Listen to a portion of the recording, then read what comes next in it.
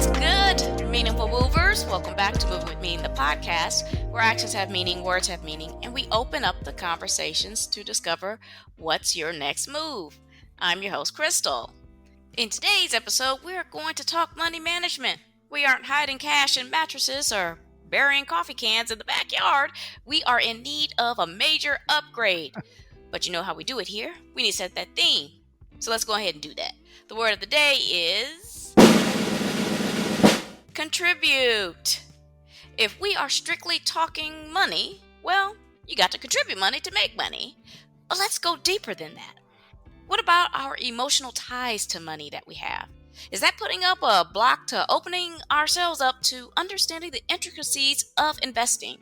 I tell you what, why don't we have a professional offer his experience and guidance to understand the importance of building wealth and how to go about that?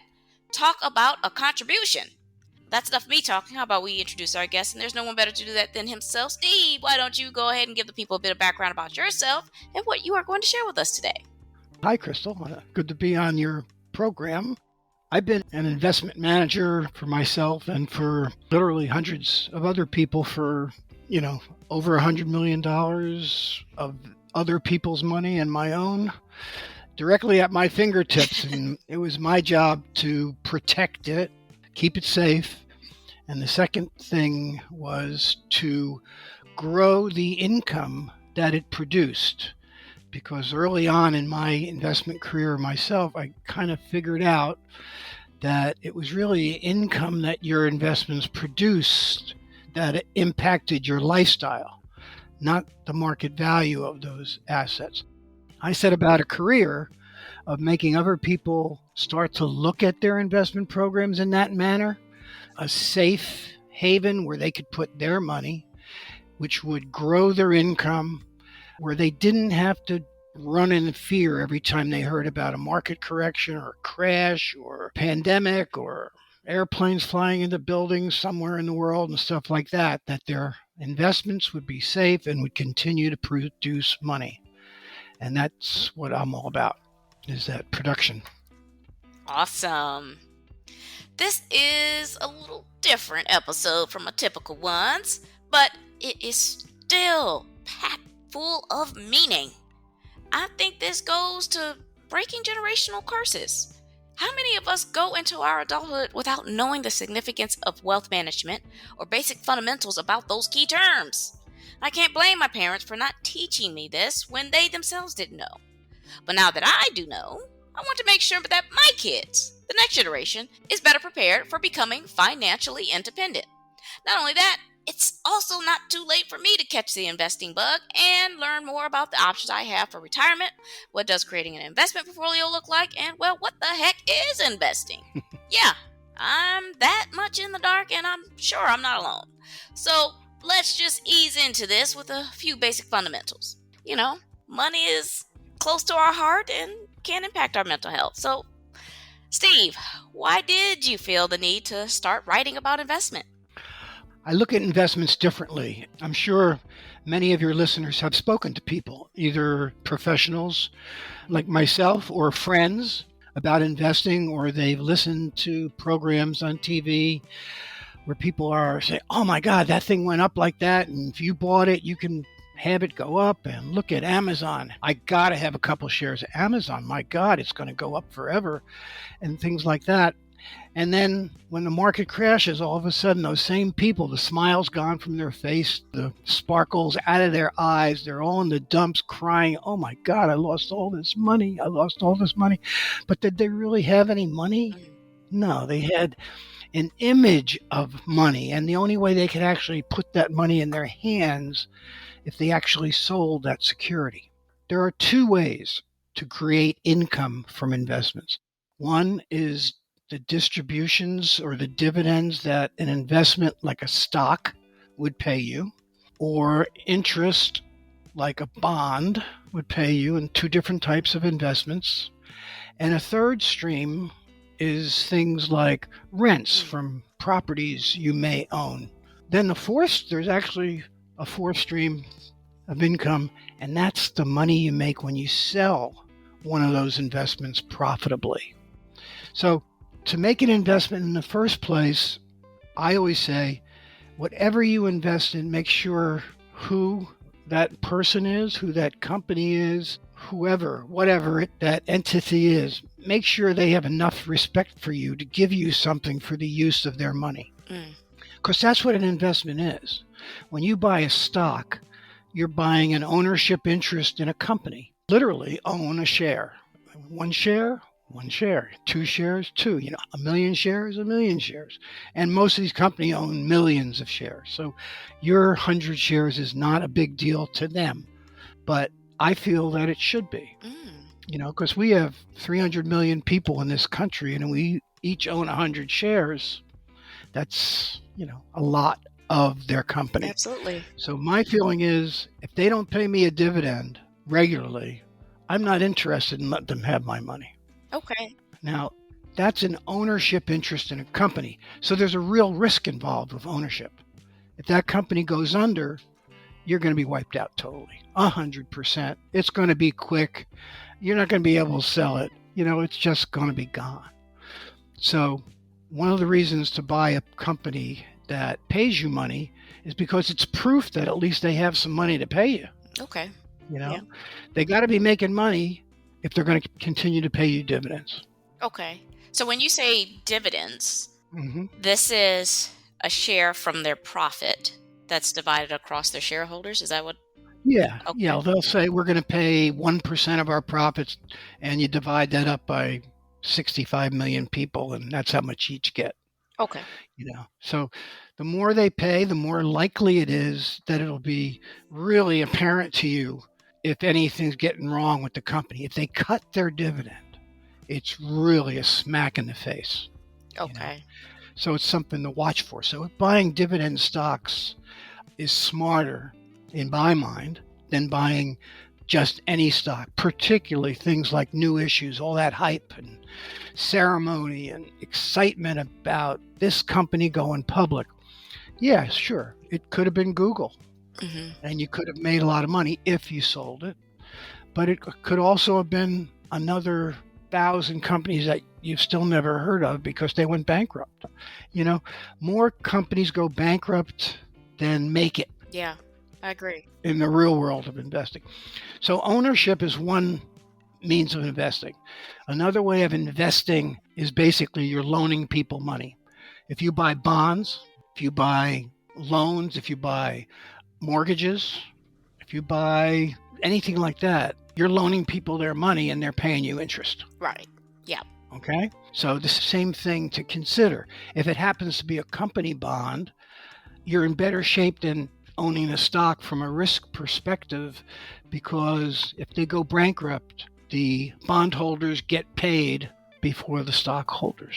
Oh, interesting. Okay. Mm-hmm. So anytime you're thinking about investing, and the smaller investor you are, the safer your money will be in bond type investments than it will be in stock type investments.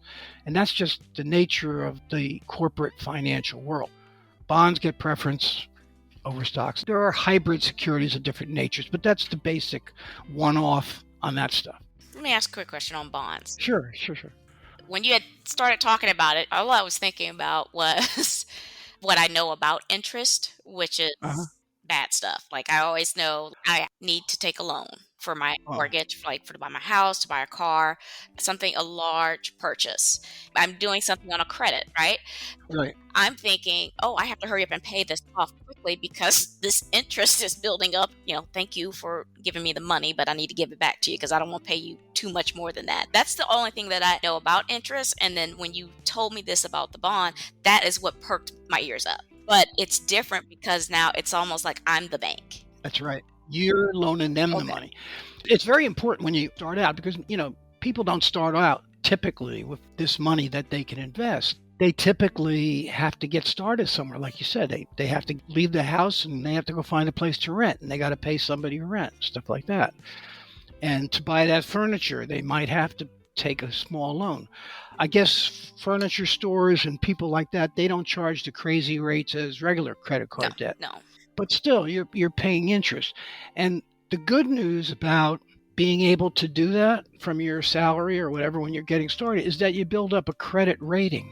you're paying that bill on time over the years makes you a dependable customer when you go getting that mortgage Yeah.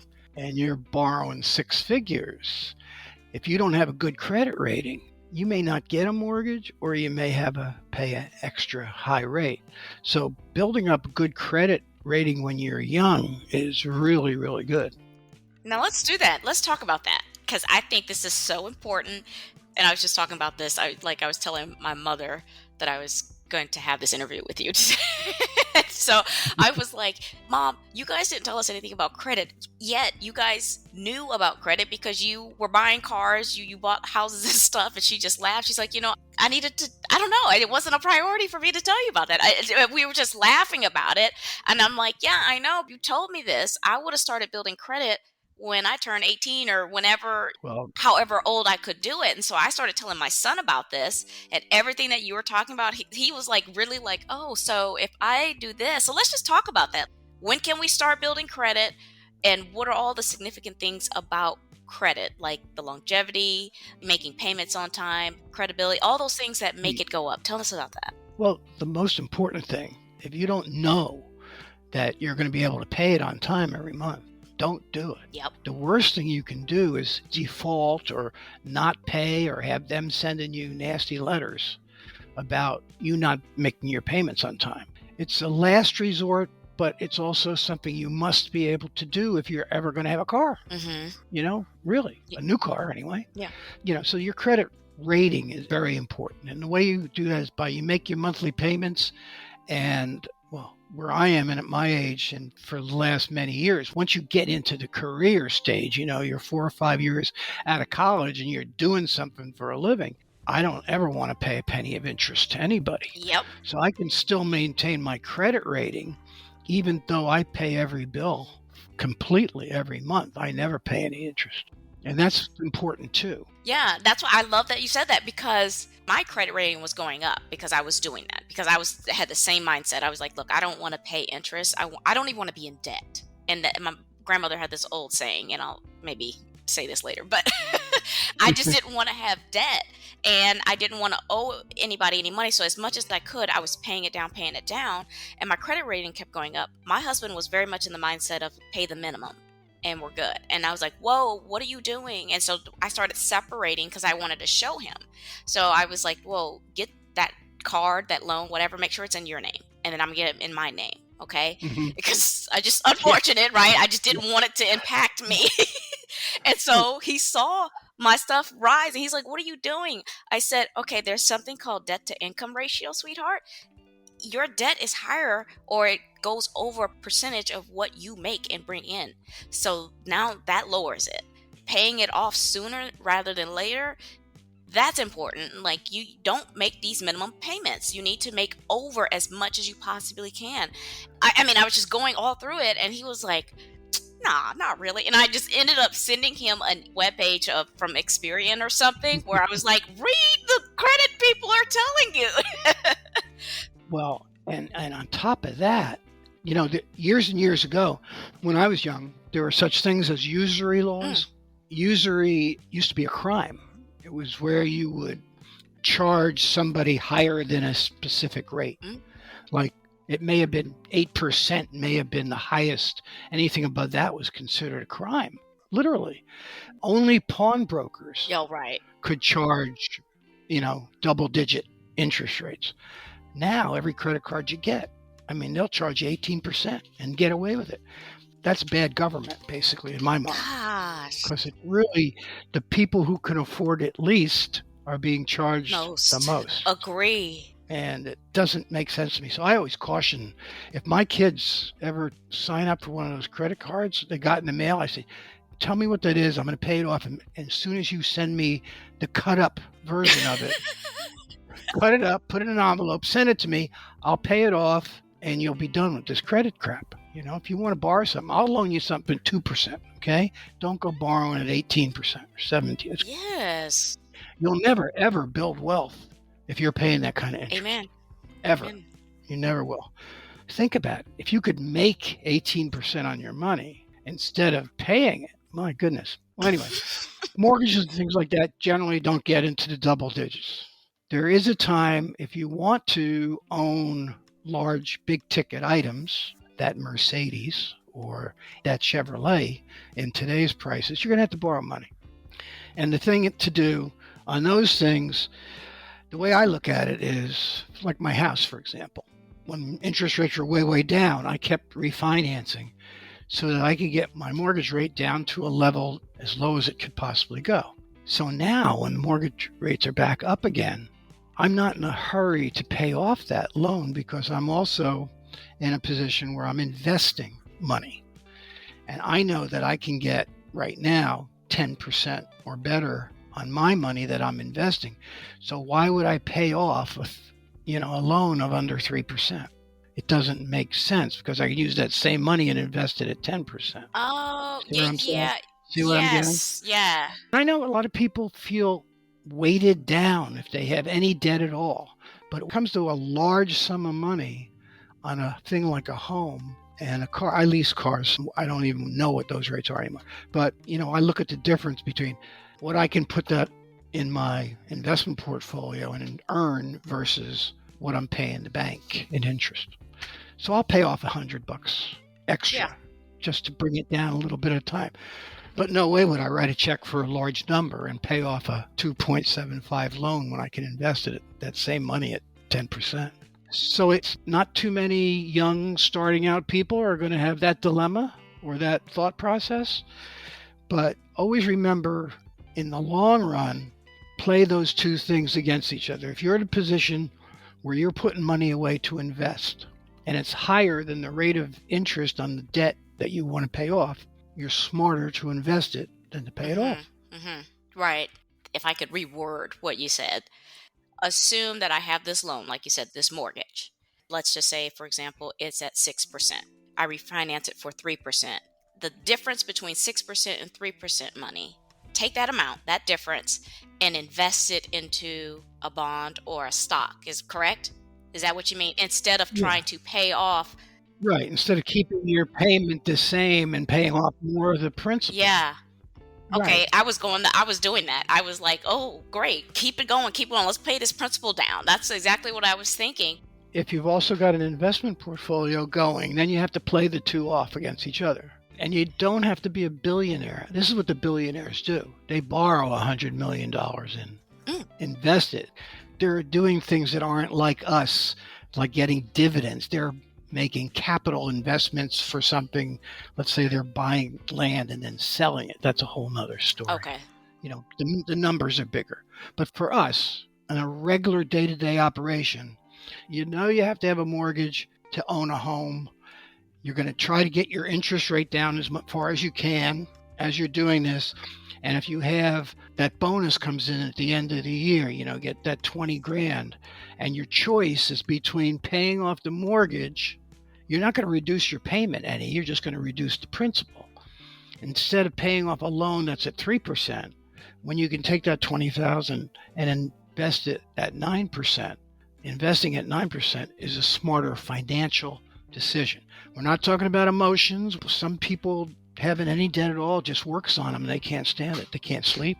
I think my brother's that. He can't handle anything in the stock market because he really thinks that when the market goes down, somebody's actually in his pocket taking his money. Yeah. So that's not really what it is. It's just the attitude or feelings of the people in the world who own securities as whether they're going to go up or down.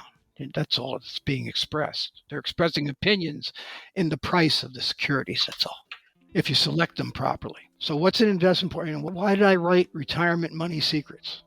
I wrote Retirement Money Secrets for when you get to the portfolio stage. You already got the car, you got the house, you're paying all your bills, and now you have excess money that you don't just want to stick in the bank, even though right now it's paying 5%. But for 12 years, we saw them paying nothing. Yes, that's true. Okay. Mm-hmm. And if it's paying 5% now, and that's the highest it's been in 14 years, it's still only about normal historically. But if we have a change in the current environment, they're hemming and hawing about when they're going to start to lower rates. If we change leadership in the election year, we'll definitely change rates because the billionaire will want lower rates because he borrows a lot of money. Mm. And that's the only reason. He's only in it for himself. So there will be low rates. The bank loan rate does not benefit you when rates go down. You pay less, but the value of your investment, it's not an investment, it's saving. The value of your savings stay the same. When it's an investment and interest rates go down, the value of your investment goes up. Oh, interesting. So having $10,000 in a bank account paying 5% is very, very safe. Interest rates go to 2%, you're just going to get paid less. Mm-hmm. If you have that same money in an investment, I'm talking about high quality, I'm not talking about junk, high quality investment that's paying you 5% and interest rates go back down to, let's say, 2 or 3%, the value of your investment is going to rise because it's a market security. It can be bought and sold. I can sell you my bonds, you can sell me your stocks, but when I sell you my bond and it's got a 5% yield, its bond is still paying 5%. But right now, you can't get more than 2%. So my price of my bond, for you to get that 5% bond, you're going to have to pay me more. Oh, I see now. Okay. Yeah, let me tell you, fractions, like, it's for the longest time I couldn't understand why 1/8 was less than 1/4. So, but now that you explained it like that, Now you understand. Yes. The difference between multiplying and dividing. Yes. Basically. Yeah. So yeah, the book, it gets into the fundamentals. It tells you what the difference between a stock and different types of bonds are, really, and the investment process, and about interest, and about how to determine quality and how to diversify and things like that.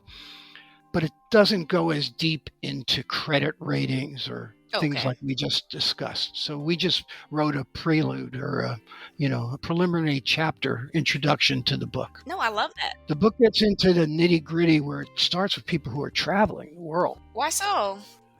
We sat down at a table with this couple in Amsterdam, and we talked and got to know each other, and eventually they asked what I do. I was a money manager at the time, and I said, well, what I do is I consider myself an income manager. I make income for my clients so that they can go on vacations like we are right now without worrying, without dipping into principal, without selling something to get there. He said, well, where were you when I needed you? That type of that type of thing. So, and that's how the conversation goes in the book. So anyone can use that as sort of a way to think about their investments, is this process of what do I want to do and how am I going to fund it? And do I want to be building up this huge portfolio of Amazon stock that doesn't pay me any dividend at all? I mean, the wealthiest company probably on the planet right now, they don't pay their shareholders a penny in dividends. And so I have to sell it, and depending on what price it is when I sell it, depends how much I get. Or do I want to have a portfolio of securities that generate enough income for me to just save a little bit of it for the vacation and write a check and not sell anything? And when I come back, it's still generating the same income, maybe more. So that's the distinction. We want to get ourselves in a position where our money is working for us. When I was 34, my investments were generating more income for me, 5 times more income than my salary was for the company I was working with. Wow. 5 times. So even if it was only 2 times, it would still allow you to say, okay, I want to start my own company. Mm-hmm. I can support my family because I've got more money than they were paying me, blah, blah, blah. That type of thing. That's where you want to be. Look, even if you're 30, particularly if you're 50, you want to say, okay, let me get that started now. And why do I have to put all my IRA money into the stock market when I can put some of it into the bond market? Or why can't I invest in the stock market, but in a type of security that pays more than the stocks themselves do? Yeah. And we found that kind of security. That security's been around since the early 1800s, before mutual funds, before ETFs, which are the popular security. And it's funny, mutual funds came along because they wanted you and me, the guy in the street, to be able to use the market facilities in a managed environment. Gave you instant diversification. You had a manager, that professional that was taking care of it for you. So that was a great thing, you know. Anybody could then be in the stock market, and it hugely grew the amount of people that are participating in the stock market. The stock market went from, the Dow was about 1,000 when mutual funds became popular, and now it's at 38,000, right? What's my latest number here on the Dow? So that's the thing. You want to be in a position where your investments are throwing off enough income for you to do what you want to do and get to a position where you're going to be able to do what your next stage is. Like, you know, what's my next career? I'm going to run a podcast. I'm going to sell advertising, you know, to 15 companies going to want to advertise on mine because of the immense reach that I have, and they're going to sell their products through me, and I'm going to get extra money from them. In the meantime, my investments are giving me all this money, and when I want to go to Bermuda for a couple of weeks, I'm there. Yes, That's where you want to be. certainly. So, Steve, are you ready to give us a golden nugget and add that ketchup just to recap? I'll give you this golden nugget, and it's really something to think about, and it's like an aha moment once you start investing. And most people who start with a little bit more speculation in their mind, they want to get rich quick. It's almost like a lottery, the stock market, to them. No matter what happens, if you get lucky and the prices go up and up, just remember that you can't spend it. You can't spend your market value. You can spend your income, you can spend the profits once you take them, but just the higher value. I know it makes your chest get all pumped up and happy and smiles on your face, but you can't spend it until you take your profits. Appreciate it. Mm. I tell you what, you have opened my eyes today. I know I themed this contribution, but security was what I was getting out of here, because you're right. Me and my husband, we were putting our money in a savings account because we just felt safe doing that. But in reality, like you said, we want our money to work for us, and we just need a little advice. So I appreciate this, and I think we need to have another conversation, but we don't have the time, Steve. So I definitely would like to invite you back. Let me go ahead and get this close in, and then we'll talk a little bit more about that. So that's the episode today, folks. Can any of you relate to having trouble understanding the market and wealth management system? What stocks to invest in? How do you know you got the right investor? Just me saying all of this gives my head a spin. I tell you what, because this is such a broad topic, but deeply empowering, because I'm not trying to work in my 70s, and knowing is one thing, executing is another. I'm going to look for comments and set up a poll to get your feedback on certain topics that you would like Steve to elaborate on, so that we can make the most of his time here. I truly appreciate Steve for sharing his investment experience and reaching out to me with this new and valuable content, as well as being willing to hop on here for multiple sessions for you. Yes, you. Talk about giving back. Take advantage, folks. I hope you have found this episode engaging, enlightening, and informational to the point you want more. If you can't wait for the next episode, check out his book, Retirement Money Secrets, and get ahead. Drop those comments, offer questions, and suggest topics. I love it all, and so will someone else. Before I let you go, Steve, why don't you go ahead and remind people who you are and where they can find your resources or reach out to you. They can buy the book, Retirement Money Secrets. It's at Amazon. It's at the various brick and mortar booksellers. It's where you buy your ebooks. If they want to talk with me or get in touch in any way, I have a website called theincomecoach.net, and there is more information there. So that's the way, and I look forward to seeing these questions and dealing with them in the future. That'd be great. What a great idea. I'll make sure to include all of Steve's resources and connections in the episode description, as well as on my website's resources page, movingwithmeaning.com. Make sure you guys subscribe to the show, Moving With Meaning the podcast, and tap that alert bell so you know when these episodes drop. I am on Apple Podcasts, Amazon Music, Spotify, and YouTube Music. Please share, like, repost, and follow. Tag someone. We are creating a community. Quick housekeeping before you go. Follow me on Instagram at movingwithmeaning82. Also, connect with me on LinkedIn. I do dabble in TikTok at Krystal B. Clark. My YouTube channel is up. Kindly run over there and have a look or two. Links are in the episode. Alrighty, I'm Krystal on Moving with Meaning, the podcast, reminding you to take it one step at a time. All moves have meaning. Check y'all later.